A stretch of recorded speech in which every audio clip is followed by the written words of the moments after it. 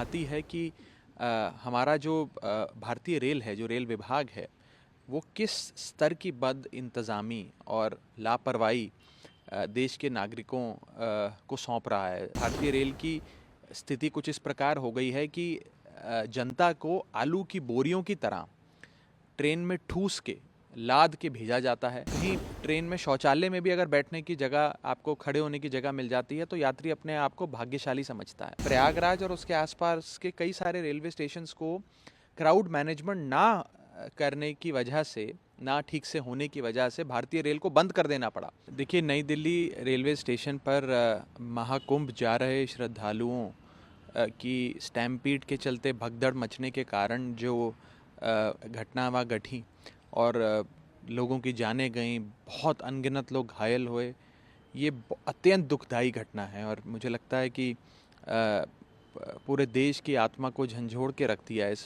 पूरी घटना ने। मैं सबसे पहले तो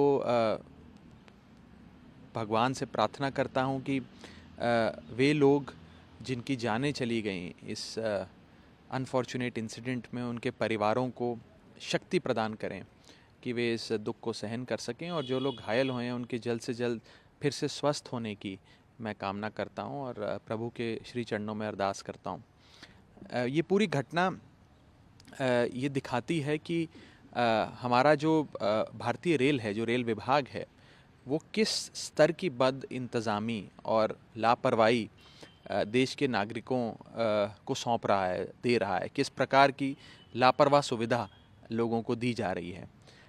मैंने 11 फरवरी को अभी जो बजट सत्र पार्लियामेंट का चल रहा है, उसमें इस विषय पर बात रखते हुए ये कहा था कि हमारे भारतीय रेल की स्थिति कुछ इस प्रकार हो गई है कि जनता को आलू की बोरियों की तरह ट्रेन में ठूस के लाद के भेजा जाता है, और कहीं ट्रेन में शौचालय में भी अगर बैठने की जगह, आपको खड़े होने की जगह मिल जाती है तो यात्री अपने आप को भाग्यशाली समझता है। और हमारे इस देश का भोला भाला आदमी को भेड़ बकरियों की तरह ही लाद कर रेलवे स्टेशंस पर, ट्रेन के डब्बों में चढ़ाया जाता है। और ये पूरी एक अव्यवस्था और लापरवाही जो बन चुकी है, हर रेलवे स्टेशन पर इसी प्रकार के कुछ दृश्य आपको नज़र आएंगे। ये बहुत चिंताजनक है। और ख़ास तौर पे महाकुंभ से संबंधित विषय पे बात करते हुए मैंने संसद भवन में बात रखी थी कि प्रयागराज और उसके आसपास के कई सारे रेलवे स्टेशंस को क्राउड मैनेजमेंट ना करने की वजह से, ना ठीक से होने की वजह से भारतीय रेल को बंद कर देना पड़ा। तो अगर महाकुंभ जैसे महापर्व पर भी हमारी रेल व्यवस्था की ये स्थिति रहेगी, इस प्रकार के हालात रहेंगे, तो कैसे कोई यात्री अपने आप को सुरक्षित महसूस कर सकता है। और बड़ी बात यह है कि इस पर क्या एक्शन लिया जाएगा। जैसे हम देखते हैं कि पिछले सीएजी की रिपोर्ट बताती है कि न जाने अनगिनत रेल एक्सीडेंट्स देश भर में देखने को मिलते हैं। औसतन हर महीने एक नई रेल दुर्घटना की खबर देशवासियों को मिलती है।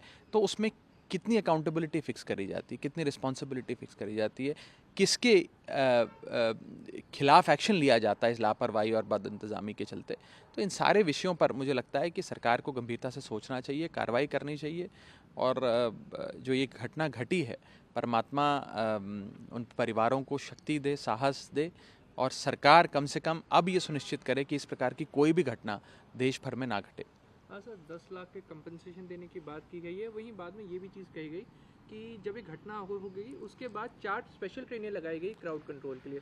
तो ये कहें टू लिटिल टू लेट, इसे देखिए, जब एक बार घटना घट गई और इतने सारे श्रद्धालु जो हमारे इस महापर्व में, महाकुंभ में हिस्सा लेने जा रहे थे, उनके साथ ये दुर्घटना घटी, उसके बाद अगर आप कोई इंतज़ामात करते हैं, 4 ट्रेन ज़्यादा लगा देते हैं, 2 ट्रेन किसी और रूट से डाइवर्ट कर उसे प्रयागराज के रूट पे लगा देते हैं, उससे क्या फ़र्क पड़ता है।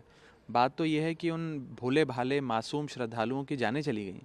वो भोले भाले मासूम श्रद्धालु वहाँ घायल हो गए। और क्यों हुए? क्या उनकी कोई गलती थी? क्या उन श्रद्धालुओं ने कोई पाप किए थे? क्या उनसे कोई गलती, क्या उनसे कोई लापरवाही हो गई?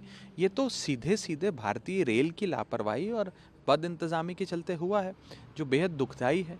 और जैसा कि मैंने कहा कि मैंने 11 फरवरी को इस विषय को संसद भवन के भीतर अपने बजट जो सत्र चल रहा था उसमें एक भाषण देते समय इसको रेखांकित भी किया था कि भारतीय रेल की जो अव्यवस्था है उस पर सरकार का ध्यान आकर्षित किया जाए, सरकार उस पर फोकस करते हुए अपने जो व्यवस्था है उसमें सुधार करे। इस प्रकार की लापरवाही चलती रहेगी तो न जाने और कितने मासूम लोगों की जानें जा सकती हैं इसी प्रकार के इंसिडेंट्स के चलते।